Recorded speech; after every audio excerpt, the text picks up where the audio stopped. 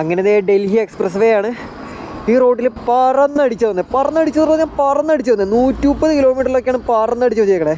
ഇനിയും ഉണ്ട് 100 കിലോമീറ്റർ കൂടെ എക്സ്പ്രസ് വേ. എൻ്റെ പൊന്നോ, ഇതിന് വല്ല ഫൈനോ വല്ല പരിപാടി ഉണ്ടെങ്കിൽ തീർന്നെന്ന് വെച്ചാൽ തീർന്നു, വേറെ ഒന്നും പറയാനില്ല. ഫൈൻ ഉണ്ടാവും, ടൈമിംഗ് ഉണ്ടാവും എനിക്ക് തോന്നണില്ല. ഉണ്ടെങ്കിൽ തീർന്ന്. കിട്ടിയ റോഡാണ്, രാത്രിയാണ്. ഞാൻ കഷ്ടപ്പെട്ട് ബോർഡൊക്കെ നോക്കി വേറെ എന്തെങ്കിലും തേങ്ങയൊക്കെ ഉണ്ടോ എന്നുള്ളത്.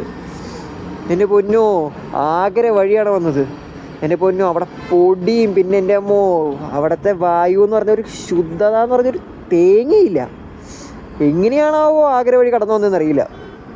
അവിടുത്തെ റോഡ് കൾച്ചർ തന്നെ എന്ത് കൾച്ചറാണെന്നറിയോ. ചുമന്ന സിഗ്നലിൽ ഒരു വണ്ടിയും നിർത്തില്ല.